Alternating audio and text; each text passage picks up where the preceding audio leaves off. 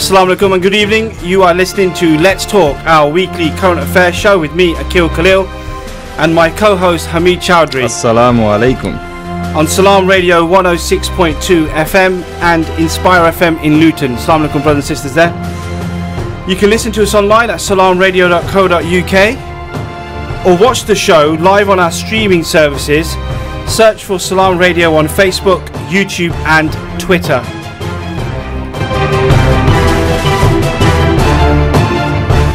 If you prefer mobile, please download and use our Salam Radio app from the App Store or Google Play. Salam Radio is always on air 24/7, 365, uniting all communities. Please get involved with your opinions by calling us on 01733 602 133, or you can text and WhatsApp the show on 07745 278 978.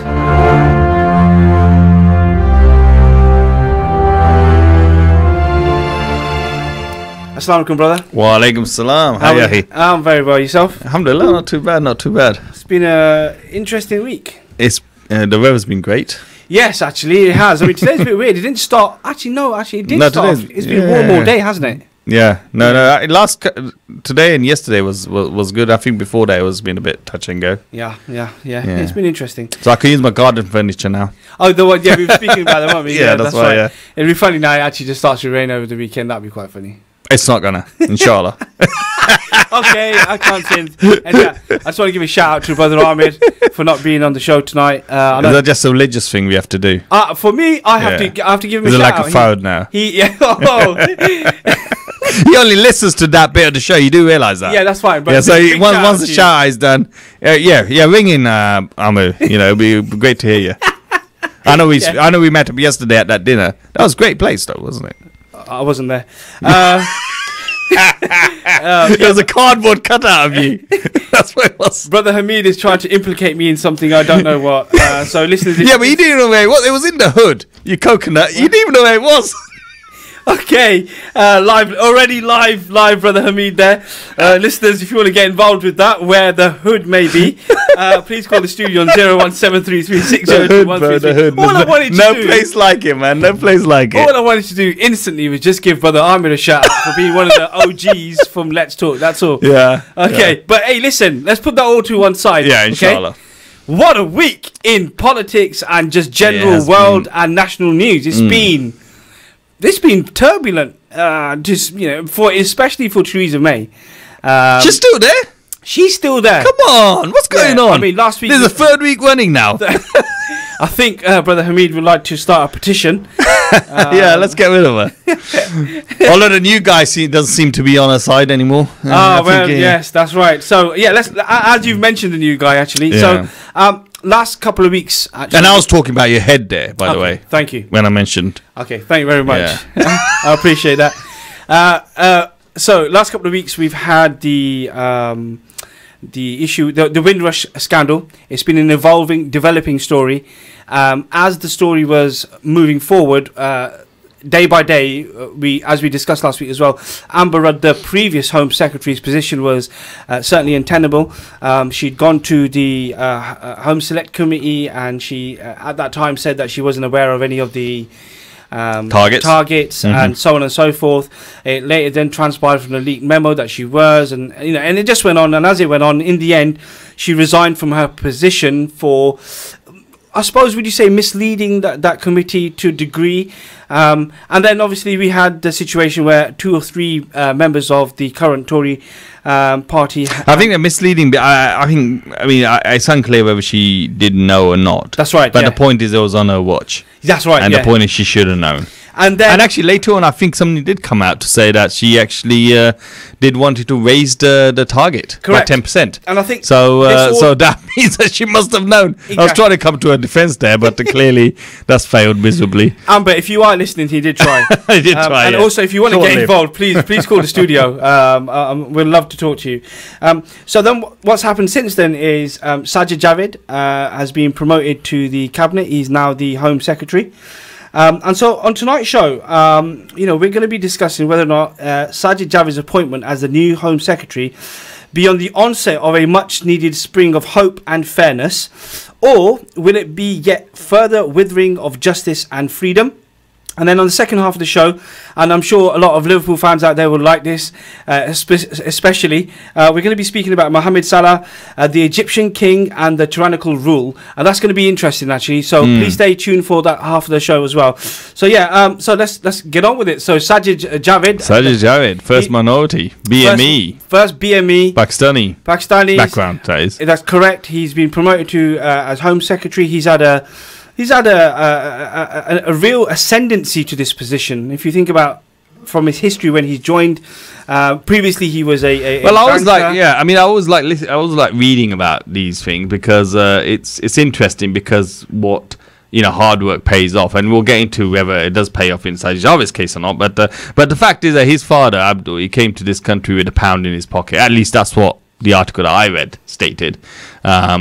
Maybe a pound in those days was worth quite a bit more than it is today. But and he worked in the cotton mills initially, and then became a bus driver. Like all these politicians' fathers tend to be bus drivers. So me and you aren't anywhere near this space anymore. But yeah, became a bus driver, and then later on, I think his parents owned. So this was in Watchdown, and later on, I think they moved to Bristol, and his parents owned a shop selling clothes or something along those lines. Yeah. But the fact is that he lived in with his family and four other brothers in a 2-bedroom house, so he was sharing a room with his parents, when he was younger and stuff. So very difficult times, not having it easy, getting a lot of racism, getting a lot of abuse at school, whatever. He went to a state school, and yeah, I mean, it's nice to kind of see that somebody who comes from these humble beginnings can reach a position like the Home Secretary. Yeah, it's lofty heights, isn't it? It's lofty heights, yeah. It's progression. I mean, I recall in some of his previous statements, he talks about being in the school playground, getting called the P word, and he did anything what any Home Secretary, or I think he said Business Secretary would do. He punched the guy punched the guy. Future Minister, I think. Future Minister would do. Yeah, so you are right. He's come from very humble backgrounds, and he's done really well for himself. I mean, let's be honest about it. He was the first person in his family to go to university, first person to actually get a degree. He was the youngest ever vice president at Chase Manhattan Bank. Yeah. He then went on to become a board member of Deutsche Bank before entering Parliament in 2010. Look, he's had. I mean, his earning goes around £3 million a year, right? So he must have taken a dip. Reportedly, yeah. Unless the Home Secretary gets that kind of money nowadays, I don't know. What do you think? I don't know. Public sector workers. Yeah, I mean, God, no wonder we're in this. Well, it's the Conservatives, you see. So there you go. Do they publish their salaries or not? Right, it's public. Yeah, it should be public. Okay. Well, then you can see what he actually gets paid for this. I'm sure he's got many other hats. Yeah. They get a certain percentage of salary, and then the rest is expensed, isn't it? Yes. Wow.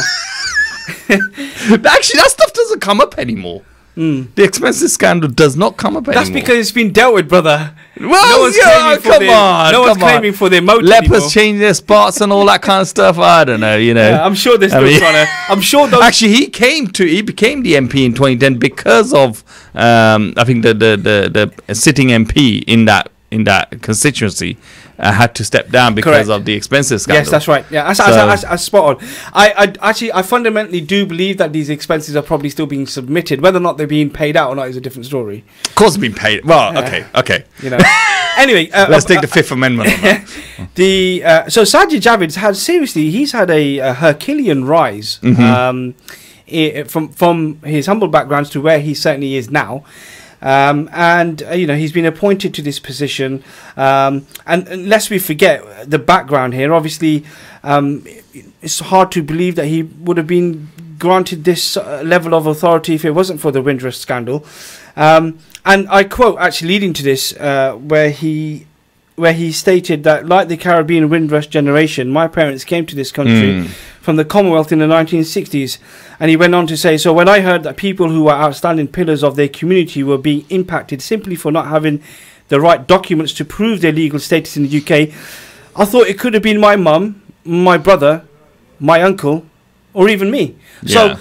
So, when someone's made a statement like that, you're thinking, okay, so, okay, maybe they're giving him a chance. You know, he's from the Commonwealth. You know, his family's from the Commonwealth. He understands that. You know, he's probably going to have a different level of empathy. Perhaps he might be more proactive in a different way. I'm not trying to say Amber Rudd wasn't trying to help, but you know, she became the no. But you're right. You're right. I mean, unless you have, you know, unless you know what daylight is, you're not going to appreciate darkness. Or unless you know what darkness is, you're not going to appreciate daylight. Yeah. Unless you can, you know, you can't, you lose the function of a leg.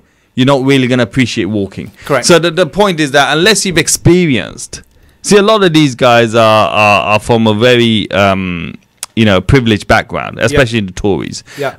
And a lot. I mean, most of the cabinet probably is from Eton or whatever it is, private school educated. So they've not really. I don't think they've experienced what it's like not knowing where the next meal's going to come from, or having the you know, being called an outsider, or being called somebody who's not.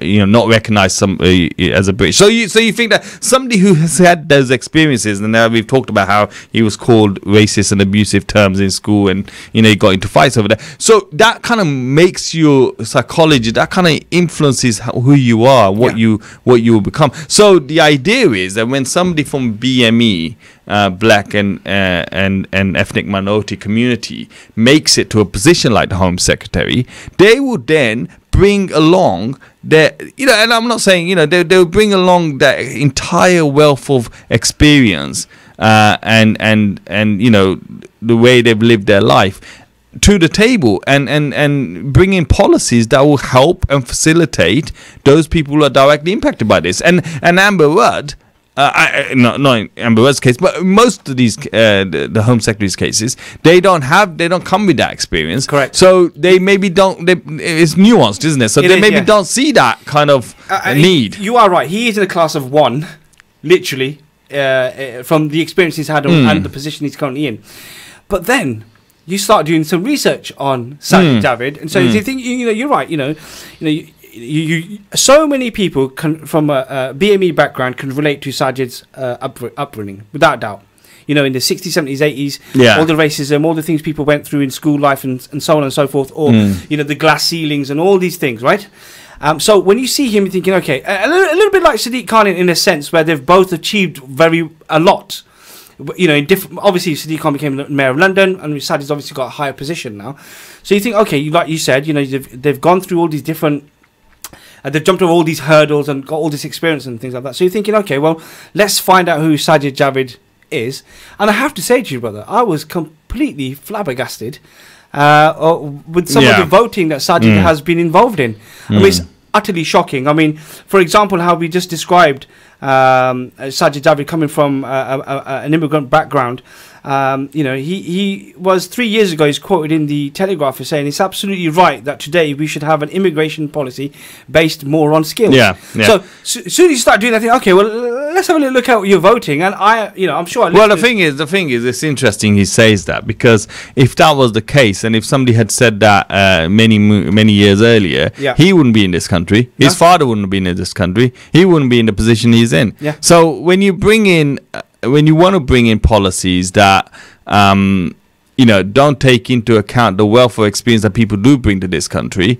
You know, his father came to this country. He worked in the cotton mills. He worked as a bus driver. Then had a shop paid into the country. You know, really took it on board. Made sure, and no doubt his parents have taught him to love and respect the country, or this country as our country, our own country. We're part and parcel of this society, and work your way. And maybe that's the reason why he's given up you know, what's estimated at £3 million a year job with Deutsche Bank as a board member to become a public figure. You know, so all these things would so you'd think, well, actually that's like, you know, climbing up the ladder and pulling the ladder up behind you. I mean, where's that going with you? That's exactly what's happening here. That's exactly, well, certainly from what we can see, and from his voting record, it is literally what you just said. They hit the nail on the head there, brother. He is literally, you know, picking up the ladder as he's going. He's not. Nobody else is following in his footsteps. Certainly from a BME background, and you know. and also, after doing that research and looking into some of the things he's voted for, and Angela Davis once described the different, she was speaking to a right-wing and thinking organisation at the time, and they were having this discussion, and she's as quoted as saying, the difference that brings no difference and the change that brings no change. Yeah, very good, very powerful statement. Very, very, when you think about it, so you think, and then, I'm sure we're going to go through that as well, is how much of an impact is Sajid really going to make? Yeah. I mean, was it 24 hours after he was in post that he immediately went against Theresa May and went on even though he was a Remainer, he went for a hardline position. Yeah. So you start thinking, okay, so who, I mean, the thing here is that, he has come. I mean, he spoke passionately about the fact that he was disgusted by the whole Windrush scandal because it could have been his parents, it could have been him, right? So he talks about that. He takes his background and really ties it in, knits it into the narrative. Yeah. And then he gets this job as as a Home Secretary, and one of the first tasks, obviously, is to sort out, and what he committed himself to as well, is to sort out the Windrush generation. Prior to that, Theresa May says she will never leave any stone unturned. Yet 2 days after, 2 or 3 days into the post, he's already voting against the release of papers to do with the Windrush documents. It's shocking. I mean, what I don't understand. I mean, you've come in, you're a newcomer. You're kind of feeling the pain. You've got the passion,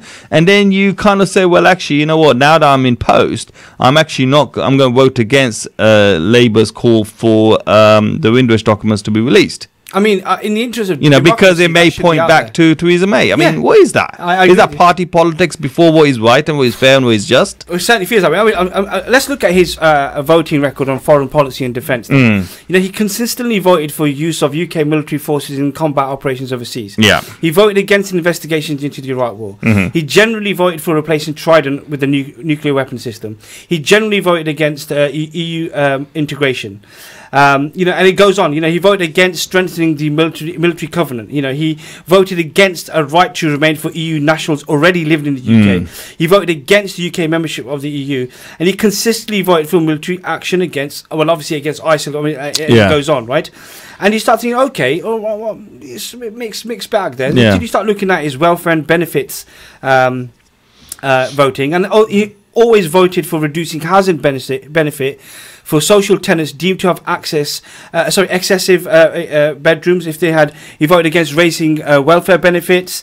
And it just goes on. He reduction in spending on welfare benefits, guaranteed. It just goes on. He's just like, he's very. He's a true blue, isn't he? I mean, this is true blue policy. I mean, he doesn't have red blood running for him. He clearly has blue blood running. But the thing is, this whole issue around Amber Rudd's position being untenable and around the Prime Minister having to answer some tough questions is because on her watch, and it was during her as the Home Office Secretary that she said she wants to make Britain a hostile environment, right? And it was a policy that Sajid Javid voted for. Exactly. He voted for the hostile environment with his eyes open. I tell you, the person who didn't vote for the hostile environment, Jeremy Corbyn and others, But the point is, he voted for the hostile environment, and now he's coming on saying, well, actually, you know what? Why are we creating a hostile environment? It beggars belief, doesn't it? I mean, he's always voted for tougher immigration and asylum laws, slashing benefits for the poor. I just want to pick you up. You said that he's a true blue. Nothing is more true blue than him always voting against increasing the tax rate applied to income over £150,000. I mean, you cannot. That makes it effective. You can't make this up. No. You really I tell you what. I mean, wait. I got one more for you. Ready? Ready? He voted against a banker's bonus tax. He voted against higher taxes on banks. I bet he was partying with all his buddies after that. I don't know. He voted for reducing capital gains tax. Yeah. I mean, there's a picture here, Sajid. I hope you're listening. Please call the studio. We'd love to speak to you. I mean, this is a person who's gone in there. He voted reducing the rate of corporation tax. I'll tell you why he does that. I actually understand why he does that.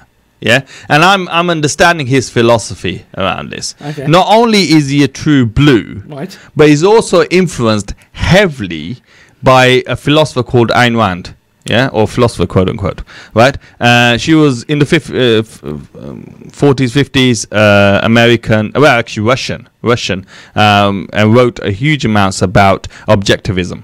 Now, the thing is, and I know he's influenced by that because he makes a statement that in Westminster Society in 2015, he said his favorite film, or not only the film that is most important to him is the Ayn Rand's, the adaptation of Ayn Rand's 1950s movie called The Fountainhead. Okay. Now, you have to understand what is Ayn Rand and what her philosophies were. She was completely against collectivism. She was against the fact that there is a common good, that people want to feel for the other person. If somebody's weak and somebody's frail, according to her philosophy, they deserve everything they get, everything that and the state has no responsibility or duty to take care of them or to help them. So the whole idea of social benefits, social aid in any way is completely against her philosophy, and thus and clearly by the sounds of it against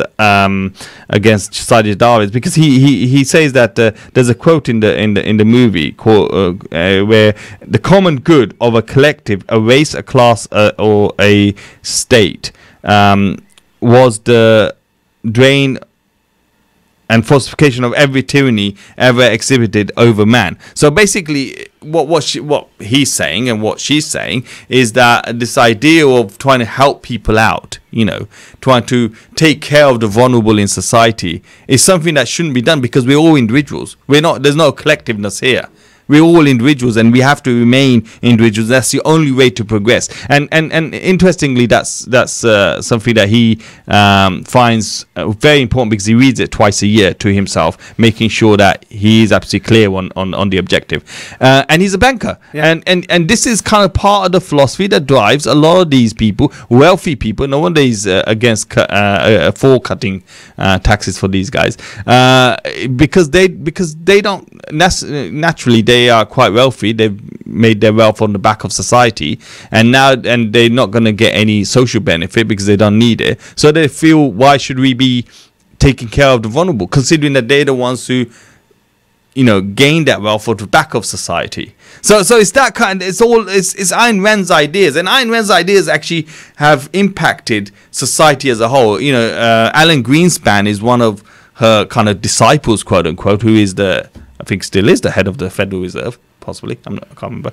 But him and others were instrumental in pushing the development of the Asian tigers. And when that economy collapsed, forcing those countries in the Far East to take loans from the IMF, and I'm talking about forcing at almost a gunpoint. And once they had taken the loans, all that money then flowed out to the investors, who were mainly American and foreign investors, and the country was left worse off, and plus now straddled with the debt from the IMF. I mean, Ayn Rand's ideas are so anti-human values and human ideas that you really have to read about her ideas to kind of understand where Sajid Javid is coming from. Wow. And if her ideas and this idea of individualism is most important to him, then I think we got the wrong man in the Home Office. But the Home Office is all about looking after the citizens. Well, to that end, actually, he consistently voted for mass surveillance of people's communications activities. Yeah.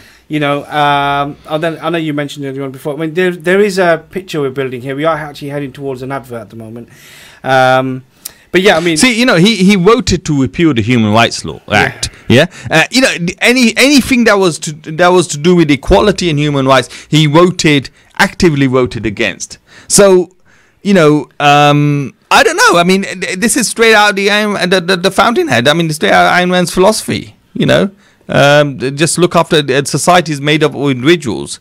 One doesn't necessarily have a bearing on the other. Yeah, and you know what? If you're down, kick them down. Kick them down. And to that end, actually, to that exact point that you just made there, he also voted for restricting the scope of legal aid. So if you are down, Yeah, you don't have. down. Yeah, exactly. Well, I mean, it's all about the strongest survives, right? Yeah, yeah. So this whole idea, this American notion of preemptive strikes, undermining international law, is all based around this idea, this Machiavellian idea that look, if it's the survival of the fittest, let's get in there. We'll take care of the fallout afterwards. Now we have over 1 million people, 500,000 people dead in Iraq, and millions being infected directly on a daily basis. We don't need to worry about that because our objectives are achieved. It's shocking. Yeah. Thanks for that, brother. We are actually heading towards a break. Please stay tuned. We still have a little bit, a little bit more to go on this. Yeah, a little bit more and on this. Yeah. Any Liverpool or sports fans out there, we are going to be talking about Mohamed Salah in the second half of the show as well, with some really interesting. You're going to be singing the song, aren't you? I don't know. If I sing the song, come on, get excited. We're going to lose. I'm not. By the way, just for the record, I'm not a Liverpool fan, but boo! I'll be Muslim too.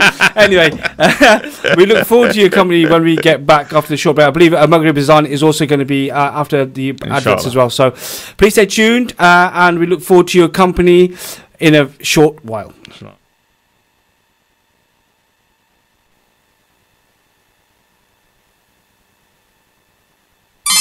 Have you visited Amar Food Store yet?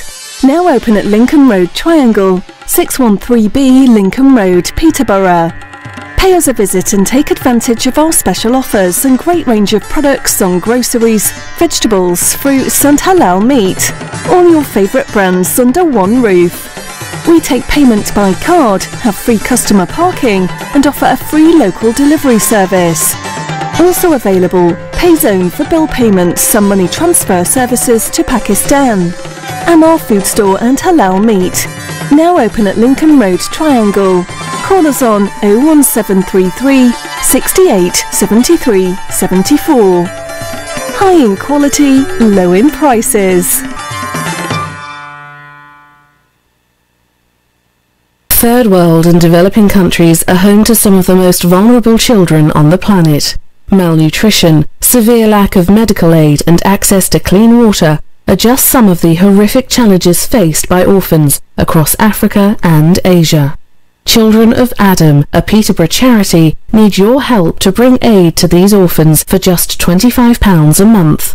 To sponsor an orphan or assist with other projects, please call 0300 321 0032 or visit www.childrenofadam.net. Need a great place to chill out? Look no further than The Lounge for quality food and drinks at a great price. Try our varied menu: pasta, seafood, burgers, grills, salad, soup, rice and sides. Also hot and cold drinks, milkshakes and mocktails.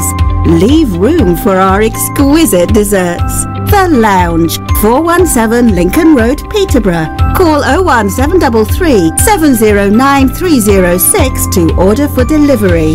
The Lounge, friendly service with a great atmosphere.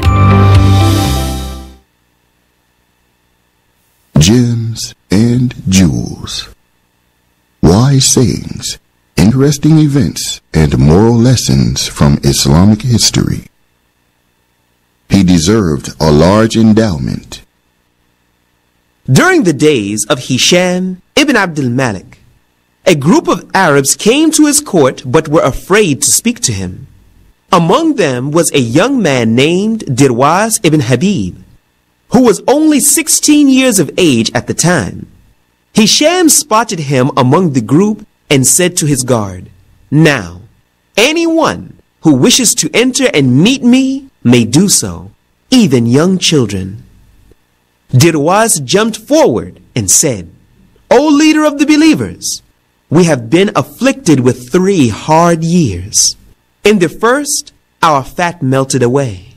The second year ate away our flesh, and the third affected our bones. In your hands you have surplus money. If that surplus is for Allah, then divide it among his slaves. And if it belongs to them, then why do you prevent that wealth from them? And if it is yours, then give it in charity to them. For indeed, Allah rewards those who give charity. Hisham said, in each of the three scenarios, the young man left no excuse for me. He ordered for the group to be given 100,000 dinars, and for that young man to be given 100,000 dirhams. If you want to learn about Islam and Muslims, stay tuned to Salam Radio 106.2 FM. Assalamu alaikum, welcome back to the show. You are listening to Let's Talk, our weekly current affairs show with me, Akil Khalil, and my co-host Hamid Chowdhury. Assalamu alaikum. Wa alaikum salam. Hey, bro. Alhamdulillah. So we were just talking about Sajid Javid's appointment to the cabinet as the Home Secretary. We were dissecting his voting record and obviously his background leading up to his appointment, and whether or not it's going to have the impact one would hope, given the situation the Windrush generation are facing. I, on a personal level, do hope that, although I'm going to be discussing his voting record and the things that he's done throughout his career, I hope now he takes control of the Windrush. It's a scandal, actually, and actually, helps these people, because these are human beings' lives which have been affected. Yeah, people's lives have been put on hold, or they've been deported. They've been, blocked from having access to NHS. Some people have been prevented from working. Some people have had lengthy careers, like rewarding careers. One can think of the special needs teacher, for example. He's taken. He lost his job. I mean, this is a very, very important person. He would have been part of. And these are the policies that actually Sajid Javid voted for. That workplaces should be actively pursuing and looking at the status of the people working there. That's right. So I really do hope now that. Okay, I know we've gone through here, but just on a human level, these people need help. He's been appointed to do. Take control of this situation and take proactive action, put in measures which are going to, first of all, fast track the help that these people need, waive any fees. I know Amber Rudd said that would happen, and they would have a 20-person strong team to facilitate this, and so on and so forth. But this needs to be treated with a matter of urgency. This whole thing about, in so many ways, he needs to be focusing just on that. And obviously, I don't know. He's not. I mean, he's a Home Secretary, so he's not got one aspect. I know, that's what I mean. Windrush is one of the That's things. one of them. But that was one of the main reasons why he got the job, is what I'm saying. Obviously, I do understand he's also in charge of policing and security. Are you saying that Theresa May thought, get an Asian guy in, no, or get a BME guy in because Windrush? No, I don't actually. To be fair to her, I don't think that's what's happened here. I think he. Why do you think he's in post? Because he was the best person for the job at the time. Really? Yeah, I believe that. I don't think it's anything to do with the fact that he's Asian. From an Asian point of view, is to be commended and applauded. This is what I'm saying. I mean, he's in that position now of trust, and certainly where everyone's going to be looking at him. But the problem we've got now is when I've been listening to certain interviews, and I know we're heading very, very perilously close to the Maghrib Azan as well. I've been listening to interviews recently about people affected by the Windrush generation. Now what they're saying is, it's almost out of the news. Well, the thing is, the problem is that it doesn't help his cause when he has attended a US neoconservative, a secretive meeting, annual conference 6 times since he's been elected in 2010. Yeah, 6 times. This is a 3-day trip paid roughly around £10,000, 9,260, whatever. Private jet flies him out to this place, 3-day conference. Him and Michael Gove. So you are visible by the company you keep. Absolutely. And if his company is Michael Gove, God help us. For God's sake. And Gove was responsible for hosts. I mean, I think every department he's been in is messed up. I'm going to have to pause you on that, brother. Oh, God. Like I said, we were so close to the Azan. Listeners, please stay tuned for the rest of the show. We are heading towards the Maghrib Azan now. Jazakallah ahead.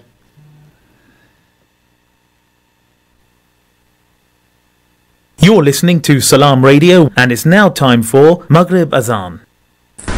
Allahu Akbar, Allahu Akbar, Allahu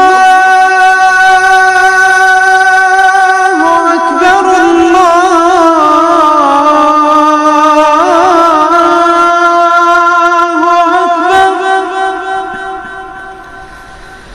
Ashhadu an la ilaha illallah.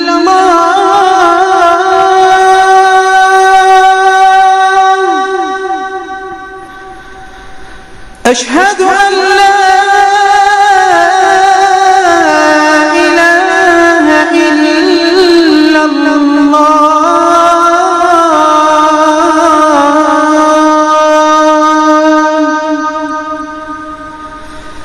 أشهد أن محمدا رسول الله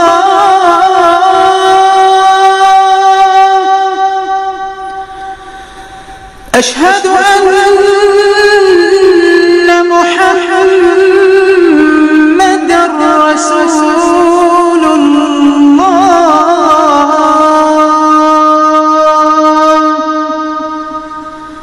حي على الصلاة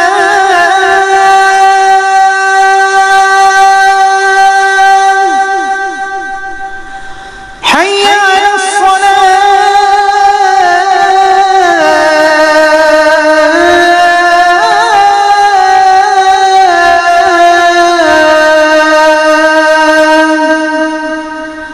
حي على الفلاح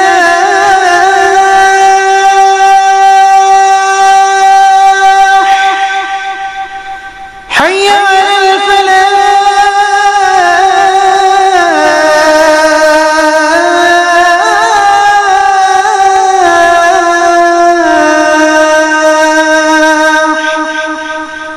الله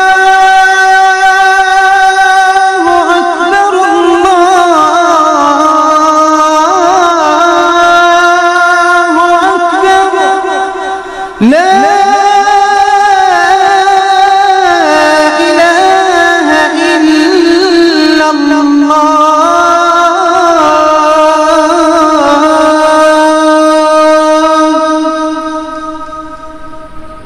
الله أكبر الله أكبر لا إله إلا الله اللهم صل على محمد وعلى آل محمد كما صليت على إبراهيم وعلى آل إبراهيم وبارك على محمد وعلى آل محمد كما باركت على إبراهيم وعلى آل إبراهيم في العالمين إنك حميد مجيد اللهم رب هذه الدعوة التامة والصلاة القائمة آت محمدا الوسيلة والفضيلة وابعثه مقاما محمودا الذي وعدته اللهم آتنا في الدنيا حسنة وفي الآخرة حسنة وقنا عذاب النار اللهم بك نحيا وبك نموت وإليك المصير رضينا بالله ربا وبالإسلام دينا وبمحمد صلى الله عليه وسلم نبيا ورسولا.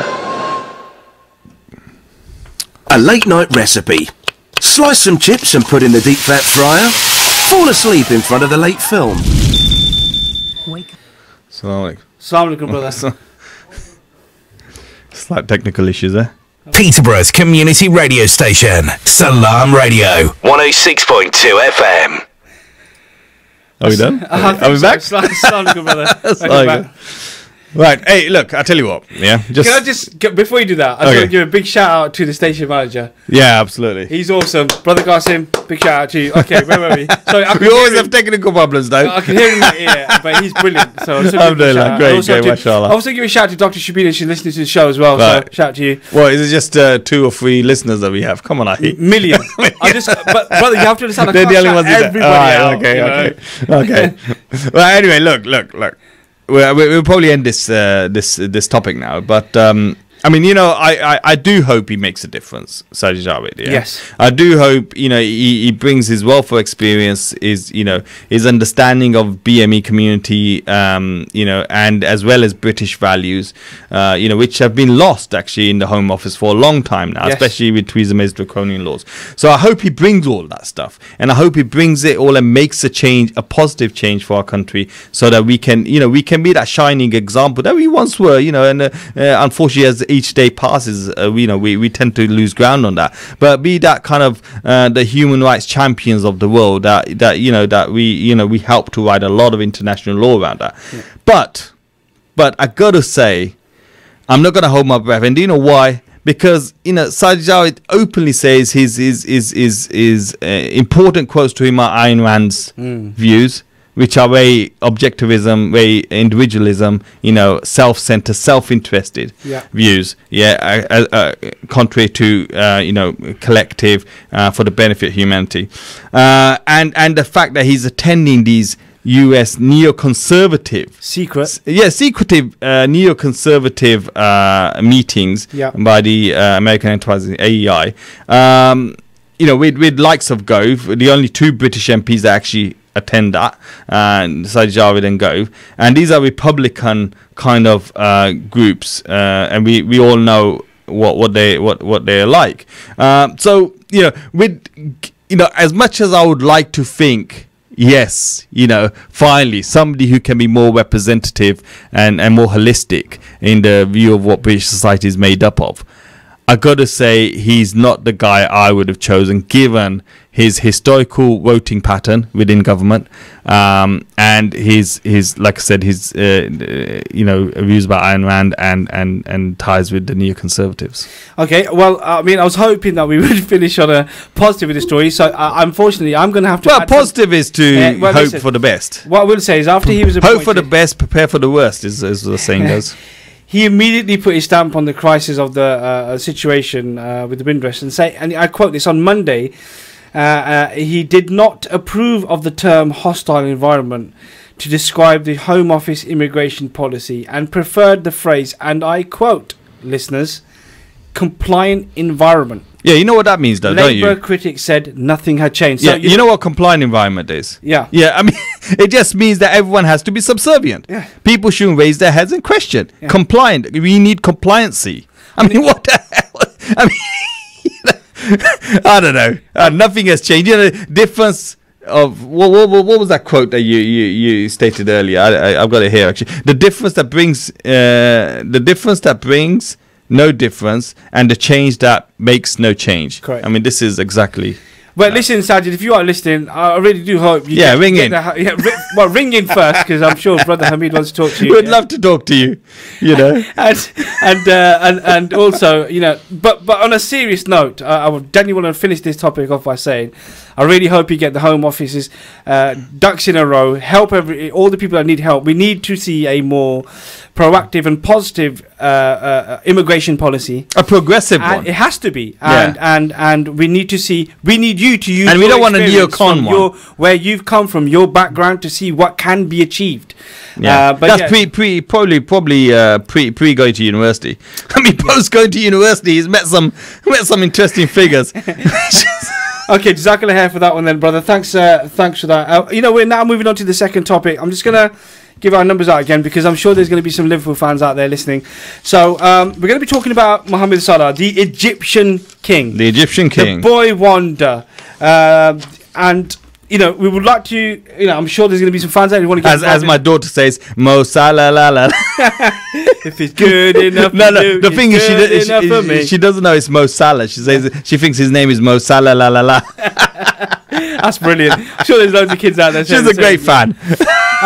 Please call the story. In fact, if you want to actually sing that down on air, that's fine. I thought you were going to do it. Well, I'm not that great. I'm not, I don't. Come on. I believe in you. I know you do, but this is the X Factor. Come on. I'm saving my voice for Britain's Got Talent. Really? Is that what it is? All right. Okay. So anyway, call the studio on 01733 602 133, or you can text WhatsApp the show on 07745 278 978.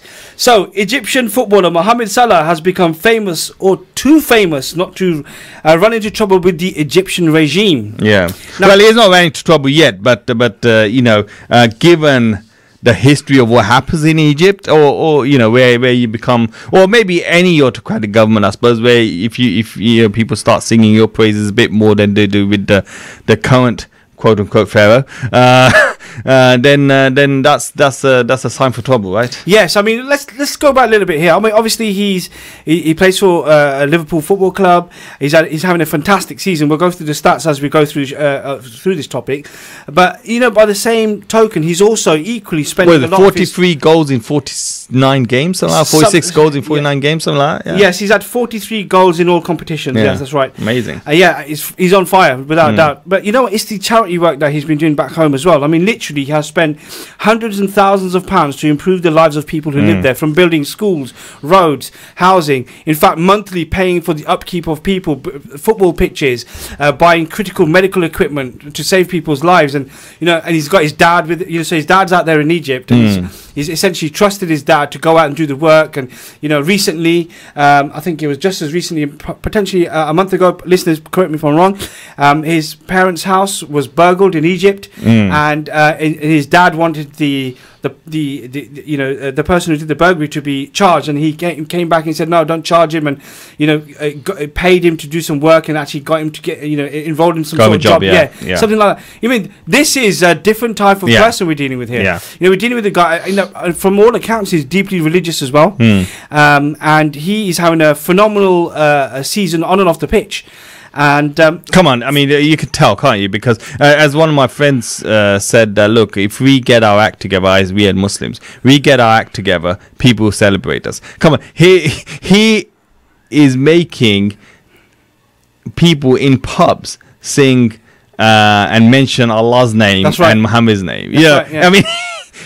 Which is an amazing, and that video is all over across social media. The fans are singing "I'll be Muslim too." Exactly.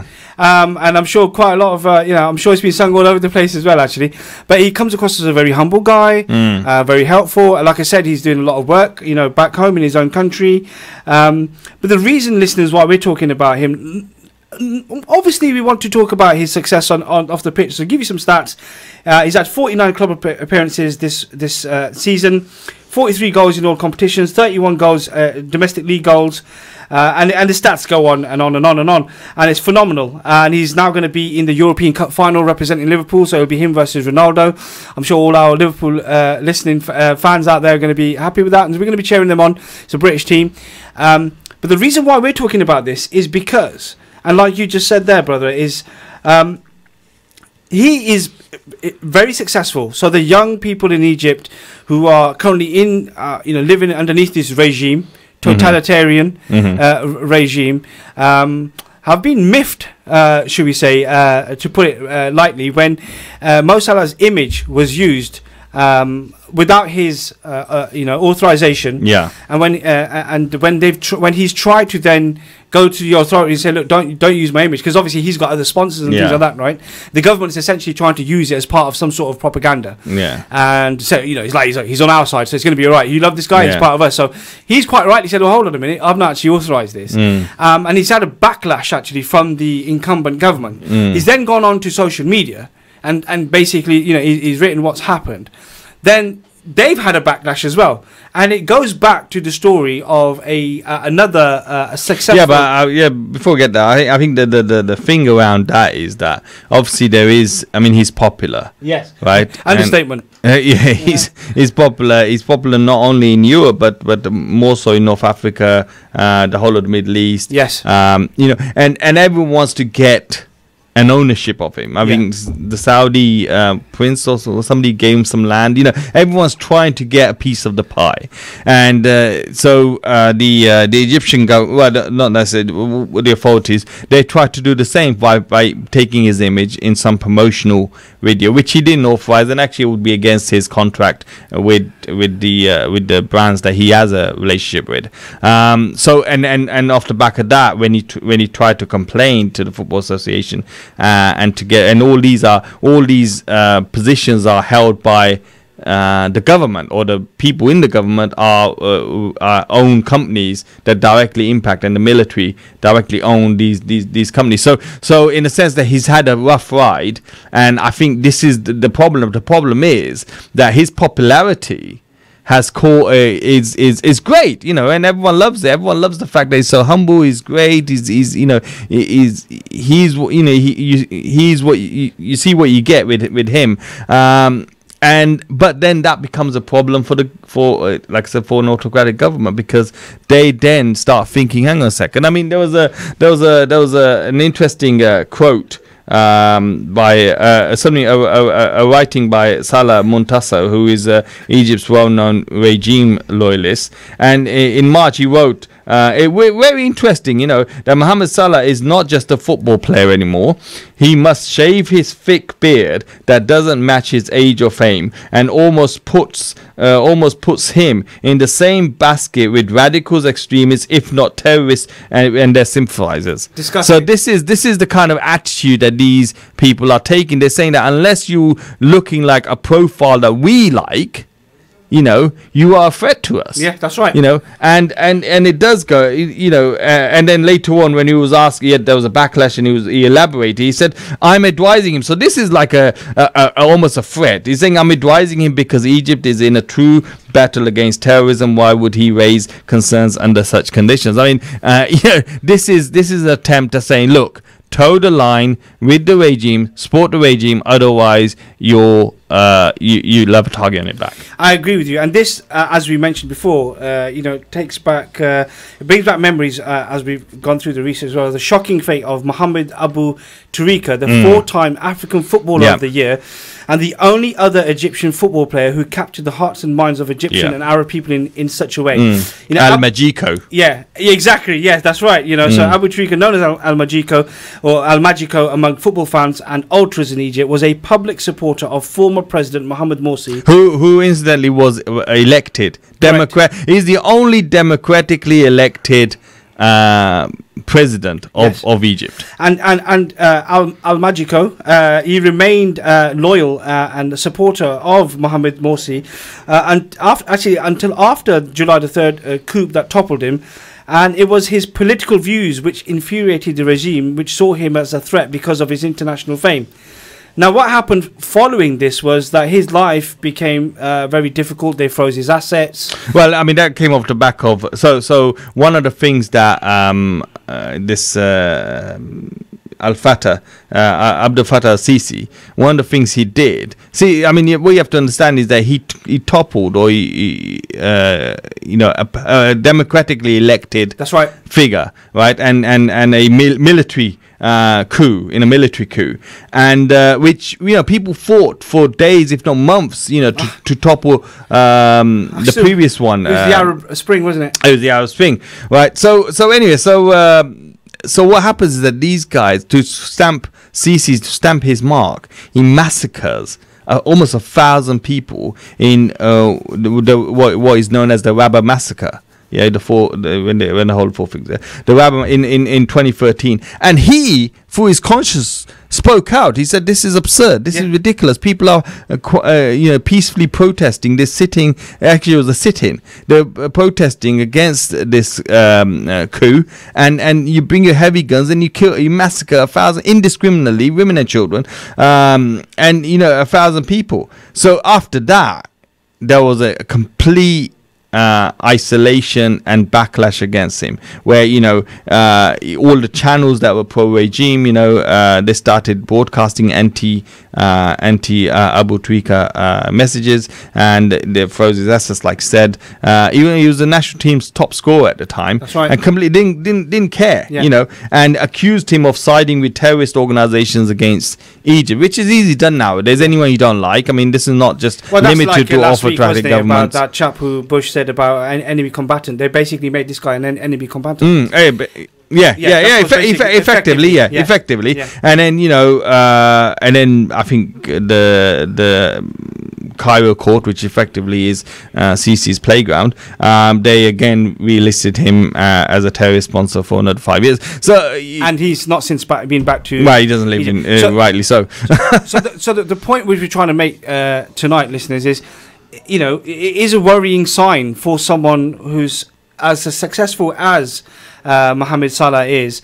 The writings is on the wall. And basically they're saying, look, just stay out of politics and nothing's going to happen to you. Yeah, basically. That's what they're saying, But it's very difficult if you've grown up in a country, you've got your friends there, people you grew up with, people you kicked the ball about with, and then, everyone wants change. Yes. I mean, we talk about Sajid Javid in the first section of the show. We want change. We want the democratic voice to be heard. Mm-hmm. We want to, we went to the polls yesterday, making sure that our, we have our voice is heard on the ballot box. People want change, and the same, contrary to what some political figures in this country would say, people are people. Everyone wants democratic change. Everyone wants change. And you can't say, well, democracy is good for us, but it's not good for, as Tony Blair said, it's not good for people of Egypt and the Arab world. They can't deal with it. I mean, what kind of absurd position is that? So, so therefore, it's perfectly acceptable for us to support these dictators, and that's why there is only quote unquote one democracy in the Middle East, because everyone out, the Western world is pretty much supporting the dictators that exist currently. But the point is this: that if he sees his friends undermined and maybe imprisoned and wrongfully accused, and it's only natural that you will speak out. That's right. And the problem is that if he does speak out, does his fame undermine that? Certainly puts his position and potentially his family's position in danger in Egypt itself. But you know what? I wish him the best. I think Inshallah, he's a great role model. He's doing great things, not just for the Muslim community, but humanity on an international scale, actually. Listen, brother, thanks very much for your company tonight, and the listeners as well. We are almost out of time. I know we have Friday Night Prime coming up next. I tell you what, just before we go, there's a Mo Salah lookalike, and the guy looks almost, pretty much identical to Mo Salah. You couldn't pick him apart. Oh, okay. Look you up on YouTube. Brilliant, amazing. Okay, well, with that, listeners, that's food for thought, I suppose. Have a great bank holiday weekend. Inshallah. Thanks for your company. We'll see you next week, inshallah. Take care, Salam. Thanks, Salam.